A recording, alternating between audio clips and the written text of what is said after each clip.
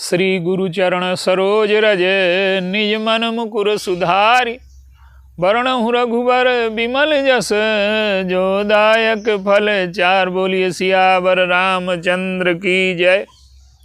सिय राम मैं सब जग जानी, करऊं प्रणाम जोर जुग पानी। आइए आज जो परिवार में कलह की स्थिति है, भाइयों में प्रेम का आदर्श क्या होना चाहिए और जीवन में उसकी क्या स्थिति होनी चाहिए, जो भाइयों के प्रेम की स्वस्थता है वो क्या है।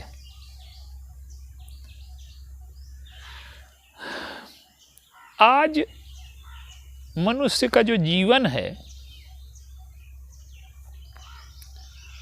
वो मनुष्य की मूल जो भावनाएं हैं, जो उसकी प्रवृत्ति है, जो उसकी प्रकृति है, उसके विरुद्ध खड़ा है। जो शिक्षा व्यवस्था है वो ये तो बताती है कि इस यंत्र का उपयोग कैसे होगा। इतिहास, भूगोल सब का ज्ञान दिया जाता है, लेकिन जो सबसे मूल्यवान वस्तुएं हैं उनको छोड़ दिया जाता है। सबसे महत्वपूर्ण हमारे जीवन में शरीर और अंतःकरण। शरीर की अपनी आवश्यकताएं हैं और शरीर के निर्माण की अपनी एक पद्धति है, और उसी प्रकार से अंतःकरण की भी आवश्यकताएं हैं, उनके निर्माण की भी एक पद्धति है।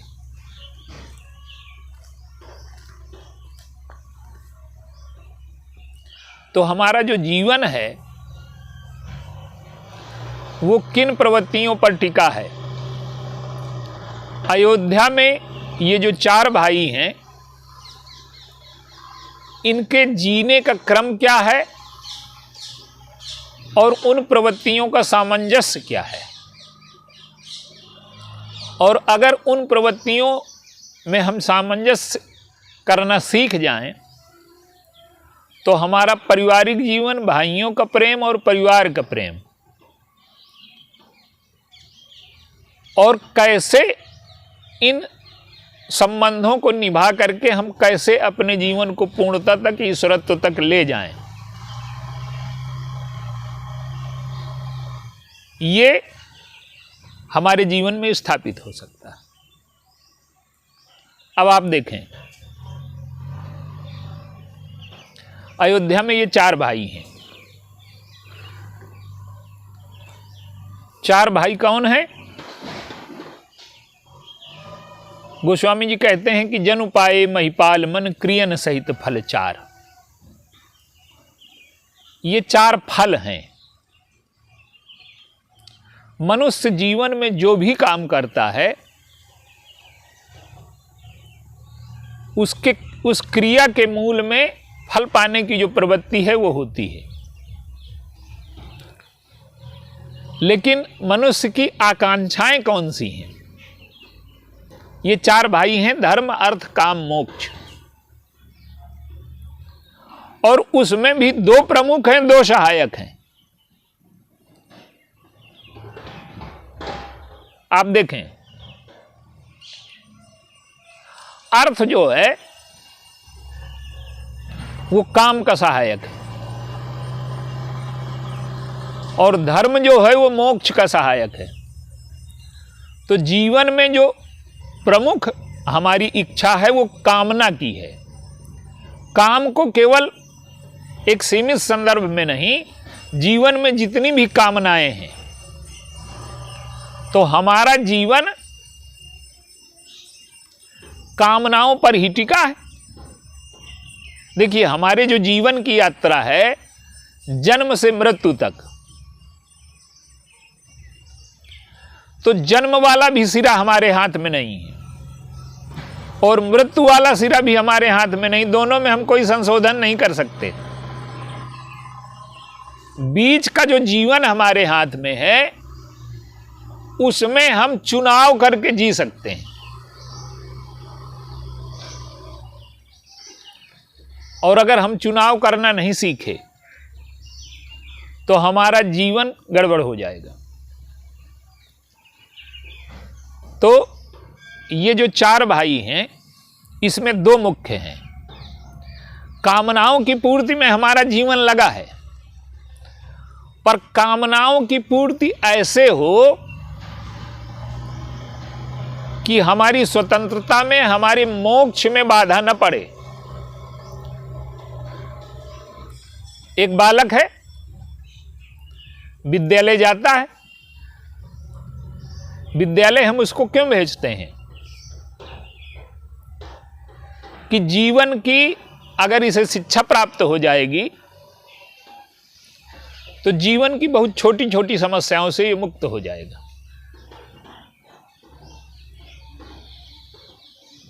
और जो शिक्षा नहीं प्राप्त करते, अब छात्र गए विद्यालय में तो वहां तो गए वो मोक्ष के लिए हैं, पर वहां उन्हें रहना पड़ेगा बंधन में, और जो बंधन और अनुशासन अस्वीकार कर देते हैं वो शिक्षा पूरी नहीं कर पाते, तो वो ज्यादा बड़े बंधन में बंध जाते हैं। इसी प्रकार से अगर हमने कामनाओं को पर अनुशासन लगाना नहीं सीखा, कामनाओं पर नियंत्रण करना नहीं सीखा, तो हमारे जीवन की स्वतंत्रता चली जाएगी, हमारे जीवन का मोक्ष चला जाएगा। तो लक्ष्मण जी काम है। लक्ष्मण जी यद्यपि वैराग्य भी हैं, बसंत भी हैं, उनके कई स्वरूप हैं रामचरितमानस में, लेकिन भगवान राम के जब पीछे चलते हैं तो वो काम है।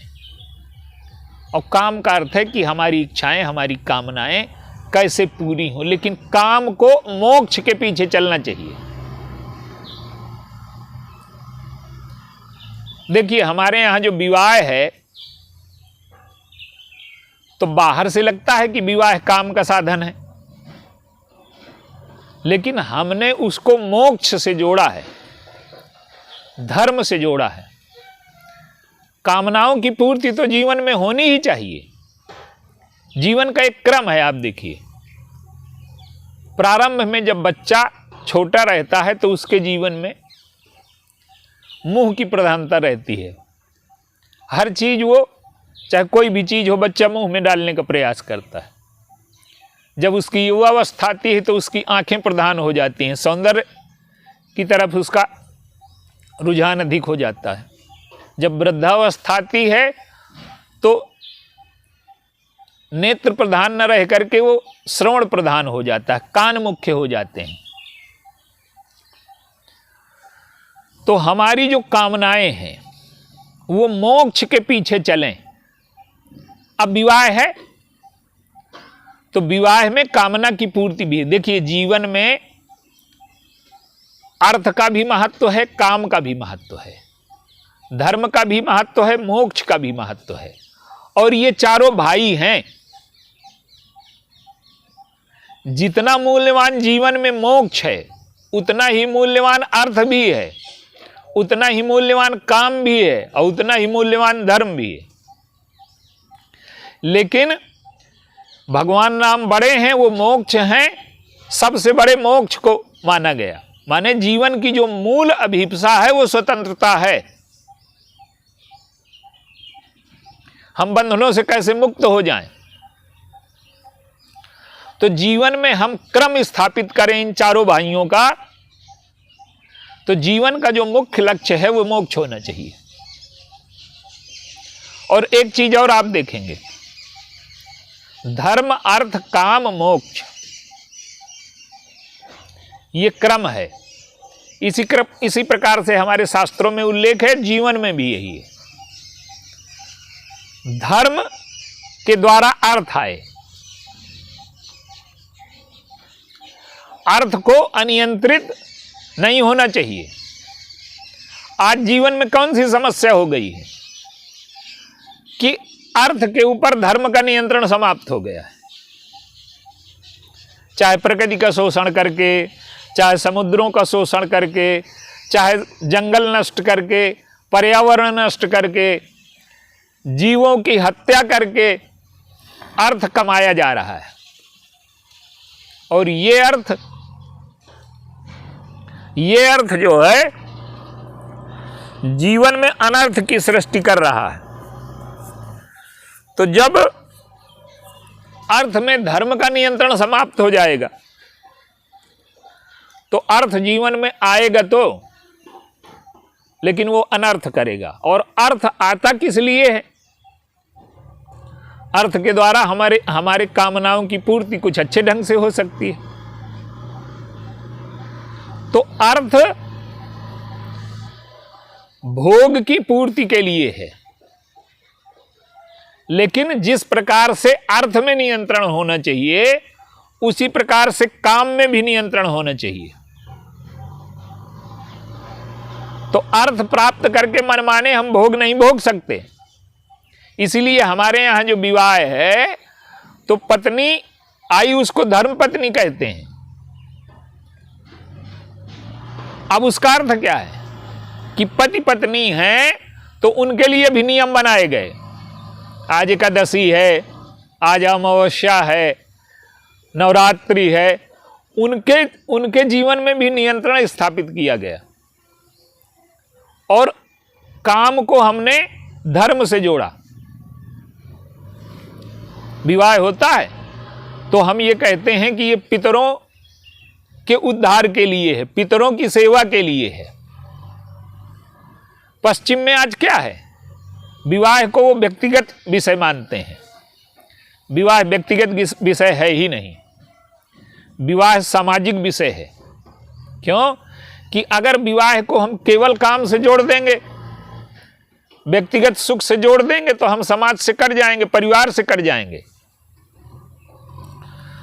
तो विवाह काम का उत्सव है, लेकिन वो धर्म से नियंत्रित हो और धर्म से नियंत्रित होकर के मोक्ष तक ले जाए।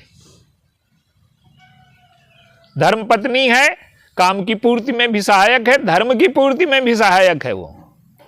और वो वैराग्य जब प्राप्त होता है विषयों का सेवन करते हुए तो मोक्ष का भी साधन है। इसलिए हमारे यहां पत्नी का बड़ा महत्व है। तो धर्म, फिर अर्थ और फिर काम और ये मोक्ष, तो ये मनुष्य की आकांक्षाएं हैं। इनमें से आप किसी को भी छोड़ देंगे तो जीवन अधूरा हो जाएगा, असंतुलित हो जाएगा और जीवन में दुख आकर के खड़े हो जाएंगे। तो अर्थ धर्म के नियंत्रण में रहे और काम मोक्ष के नियंत्रण में रहे। तो अर्थ आए वो काम की पूर्ति के लिए हो, लेकिन हम ये देखें कि काम हमारे जीवन को बंदी तो नहीं बना रहा। जितनी भी कामनाएं हैं हमारे जीवन को बंदी बना देती हैं। जो वस्तु हमें चाहिए, जो वस्तु हमें प्रिय लगती है, तो एक तो हम चाहते हैं कि ये हमेशा हमारे पास बनी रहे, ये भी संभव नहीं है। और दूसरा ये है कि प्रिय वस्तु का सेवन की मात्रा का भी हम ध्यान नहीं रखते। तो जो वस्तु हमें प्रिय लगती है वो हमें बांध लेती है, हमारी स्वतंत्रता और स्वायत्तता चली जाती है। तो हम सीमित मात्रा में अनुशासन स्वीकार करें, अर्थ के संदर्भ में भी और काम के संदर्भ में भी। तो अर्थ और काम में जब हम अनुशासन स्वीकार कर लेते हैं तो धर्म, अर्थ, काम, मोक्ष, इन चारों का जीवन में सामंजस्य हो जाता है। और अगर इसका सामंजस्य करना हमें आ गया तो हम अपने परिवार में भाइयों के बीच में सामंजस्य और परिवार के बीच में सामंजस्य। अब इन चारों भाइयों का विवाह क्या है आप देखें। अर्थ की जो क्रिया है, लक्ष्मण जी के साथ श्रुतकीर्ति जी का विवाह हुआ। श्रुतकीर्ति का अर्थ है कि हम शास्त्र की मर्यादा के अनुसार अर्थ कमाएं और ऐसा अर्थ कमाएं जिससे हमारी कीर्ति धूमिल न हो। तो श्रुति और कीर्ति दोनों जब अर्थ के साथ जुड़ जाएंगी तो अर्थ श्रुति से जुड़ गया। अच्छा, अर्थ की क्रिया क्या है? आज अर्थ की क्रिया पवित्र नहीं रह गई। लेन देन तो अर्थ में होता ही है, लेकिन अर्थ की क्रिया यज्ञ है। यज्ञ का अर्थ है कि अर्थ की क्रिया को अगर हमने लोभ बनाया तो जीवन में असंतुलन आएगा। अर्थ के मूल में क्या है? अर्थ के मूल में लोभ न हो करके यज्ञ भावना हो। आज समाज में क्या है? आज हर जगह हर क्रिया के मूल में लोभ प्रवेश कर गया है, काम प्रवेश कर गया है। आज हमने क्या किया है कि मंदिर को भी दुकान बना लिया है। और अगर अर्थ के मूल में यज्ञ भावना आ जाए, यज्ञ भावना का अर्थ है कि व्यापार में भी लेन देन है और जीवन तो लेन देन का एक क्रम है। देखिए, जीवन में केवल पैसे ही का लेन देन नहीं होता, भावनाओं का भी होता है, सम्मान का भी होता है। जो चीज आप देंगे लोगों को वही आपको मिलेगी। तो लेन देन केवल क्रिया के स्तर में नहीं है, धन के स्तर में नहीं है, हर चीज का लेन देन है। दुख आप देंगे तो आपको दुख मिलने वाला है, सब आप सुख देंगे तो सुख मिलने वाला है। हम बीज बोते समय हम ध्यान थोड़ा रखते हैं। हमने द्वेष के, घृणा के, स्वार्थ के, अहंकार के बीज बोए और हम सोचते हैं कि हमें फसल मिले प्रसन्नता की, शांति की, सुख की। ये संभव नहीं है। जीवन लेन देन है और जो हम बोएंगे वही हमें काटने को मिलेगा। तो जो अर्थ की क्रिया है वो यज्ञ हो। यज्ञ का अर्थ क्या है कि एक व्यापारी है, वो दुकान किए तो वो सोचता है, अगर उसके मूल में लोभ है तो ग्राहक आया तो उसने सोचा कि मछली फंसी, इसका शोषण कर लें। वस्तु तो वहां भी वस्तु का आदान प्रदान होगा, लेकिन भाव दूषित हो गया। और अगर दुकानदार ये सोचे कि हम इसको श्रेष्ठ वस्तु दें और अपने जीने के लिए थोड़ा लाभ भी ले लें, तो वो यज्ञ भावना हो गई। लेन देन में जब यज्ञ भावना हो जाती है तो हमारा अर्थ पवित्र हो जाता है। तो अर्थ के मूल में यज्ञ और धर्म के मूल में श्रद्धा। आज धर्म के मूल में क्या है? आज धर्म के मूल में है दिखावा। उन्होंने भागवत कराई है, 10 लाख खर्च किए हैं तो हम 20 लाख खर्च करेंगे। अब भागवत इसलिए नहीं होती कि स्पर्धा करें आप, भागवत इसलिए नहीं होती कि आप प्रदर्शन करें, भागवत इसलिए नहीं होती कि इससे हम सामाजिक ख्याति प्राप्त करें। भागवत इसलिए होती है कि अगर हम भागवत सुनेंगे तो हमारा कल्याण होगा और जो बेचारे समर्थ नहीं हैं या जिनके पास समय नहीं है तो उनका भी कल्याण होगा। तो जब ये श्रद्धा की भावना लेकर के हम भागवत सुने तब हमारा कल्याण होगा। परीक्षित ने भागवत सुनी श्रद्धा लेकर के, तो आज हमारे धर्म के मूल में दंभ जुड़ गया है, स्वार्थ जुड़ गया है, प्रदर्शन जुड़ गया है। दान को भी हमने प्रदर्शन बना लिया है। तो धर्म के मूल में यदि श्रद्धा नहीं होगी तो धर्म को कोई परिणाम न मिलेगा। और काम के मूल में काम मिलन है, लक्ष्मण जी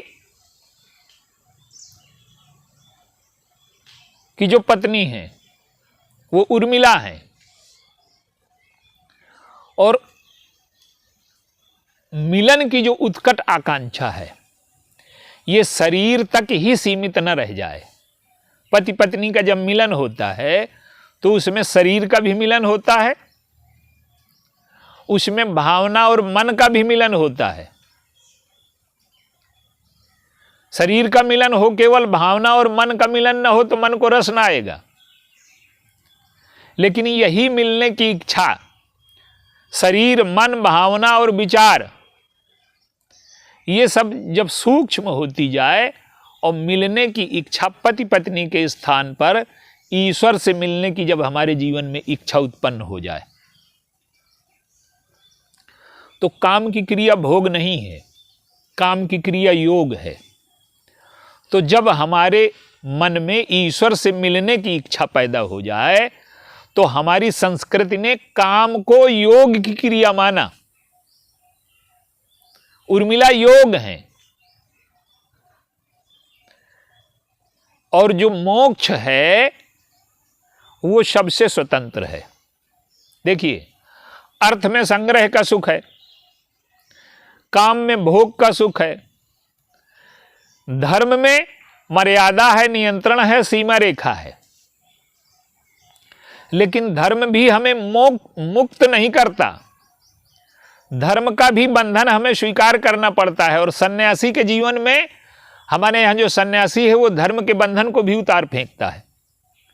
जब वो सन्यास लेता है तो जो शिखा और सूत्र, जनेऊ, ये सब बड़े आवश्यक थे उसके जीवन में, सबको छोड़ देता है। क्यों?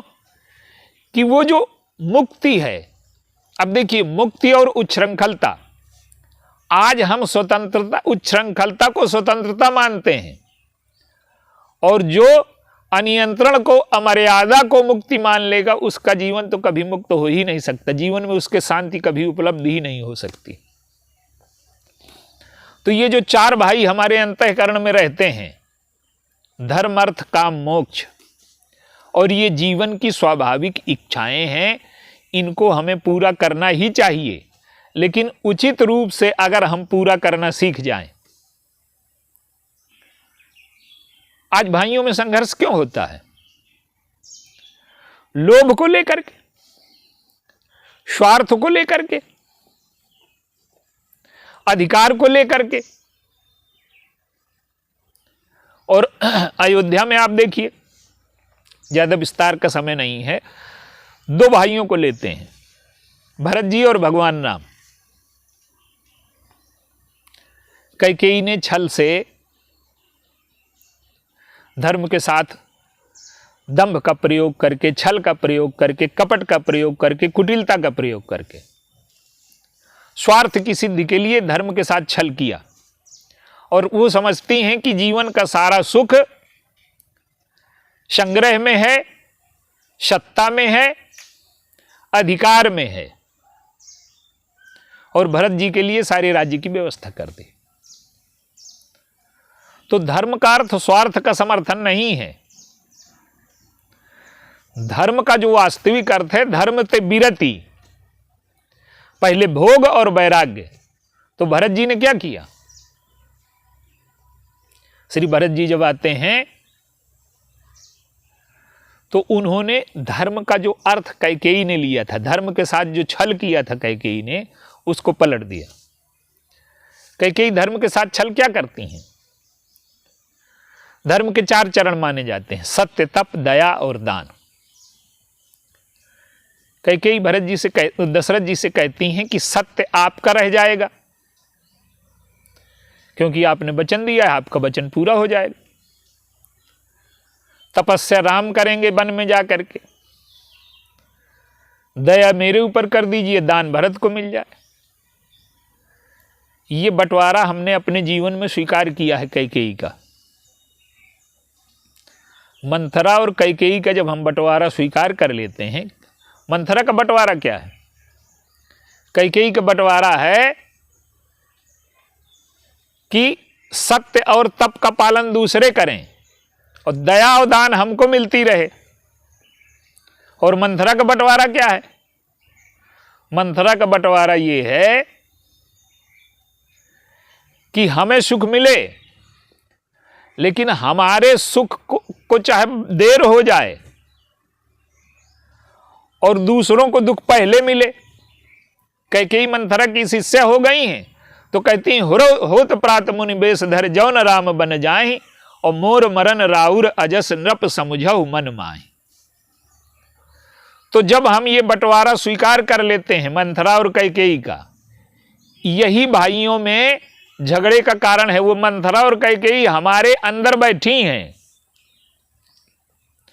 वो अयोध्या में थी, कथाओं में हैं, वो ठीक है, लेकिन वो प्रवृत्ति के रूप में आज भी जिंदा है। तो जब भाइयों में ये स्थिति बनती है कि हम तपस्या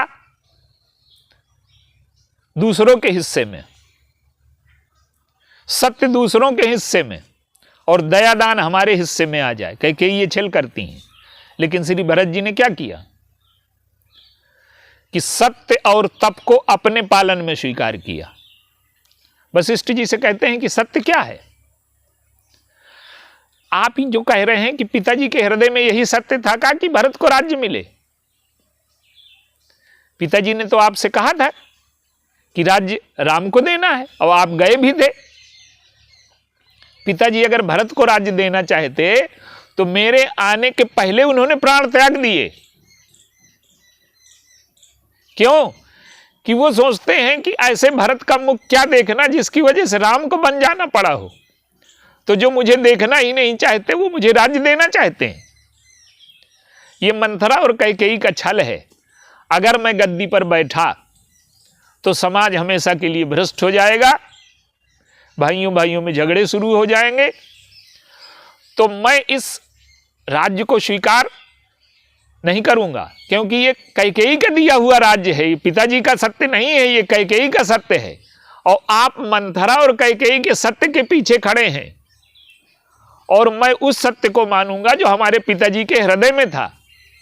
तो सत्य की विजय भरत जी ने करवाई, जो वास्तविक अर्थ था सत्य का वो प्रकट हो गया।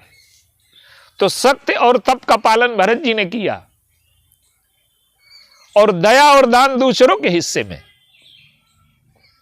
वही भगवान नाम करते हैं।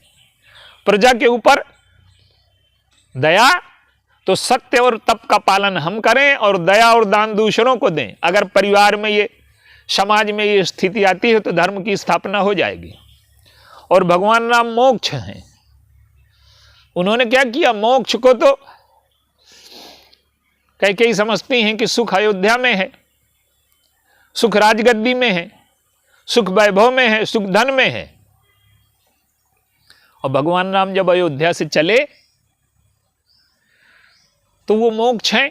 मोक्ष का अर्थ है कि उसे वस्तु की, परिस्थिति की, व्यक्ति की कोई आवश्यकता नहीं, हर परिस्थिति में संतुष्ट रहा जा सकता है। भगवान राम ने वन में संतुष्ट रह करके दिखा दिया। और उन्होंने क्या किया? उन्होंने भी यही किया कि अपने सत्य के लिए नहीं, पिताजी के सत्य के लिए, मां की प्रसन्नता के लिए सत्य और तप को स्वीकार किया, दया और दान दूसरों को दिया। तो जब हमारे परिवार में, हमारे अंतःकरण में हम मंथरा और कैकेयी को निकाल करके बाहर करें, और अपने अंतःकरण में यदि हम इन चारों भाइयों को बसा लें, और लोग कहते हैं कि परिवार में झगड़े पत्नियों की वजह से होते हैं, और इन चारों भाइयों की जो चार पत्नियां हैं, ये चारों हमारे अंतःकरण में आकर के अगर बस जाती हैं तो हमारा परिवार, हमारा समाज और हमारा राष्ट्र प्रसन्न हो जाएगा। दुख के आने के सारे मार्ग बंद हो जाएंगे, और हमारे जीवन के जो चारों पुरुषार्थ हैं, चारों फल हैं, वो हमें उपलब्ध हो जाएंगे। जीवन में पूर्ण तृप्ति, आनंद, प्रसन्नता और अर्थ का, काम का, धर्म का सदुपयोग करते ही हम मोक्ष तक पहुंच जाएंगे। कोई भी व्यक्ति है, देखिए मोक्ष क्या है? हमने जन्म लिया तो हमारे मन में कामना होती है कि हमारा एक परिवार हो सुंदर सा, उसमें कोई कलह न हो, जीवन में शांति हो, रस हो, प्रसन्नता हो, ये जीवन में आए। सभी लोग चाहते हैं, यही काम है। अर्थ उसकी पूर्ति में सहायक हो, लेकिन धर्म पूर्वक आए। और मोक्ष क्या है कि जिस प्रकार से हमने ये अर्थ को स्वीकार किया, काम को स्वीकार किया, धर्म को स्वीकार किया, और ये चीजें जैसे हमको मिली, इन्होंने आनंद दिया, इसी प्रकार से, इसी आनंद से हम छोड़ने को भी तैयार हैं।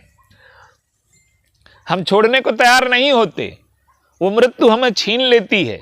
तो जब हमारा जीवन इस स्तर में पहुंच जाए कि जैसे इनको पाने में हमें प्रसन्नता हुई थी, उसी प्रकार से हम इनको छोड़ करके भी चले जाएं तो हमें दुख नहीं होगा। यही मोक्ष है। बोलिए सियावर राम।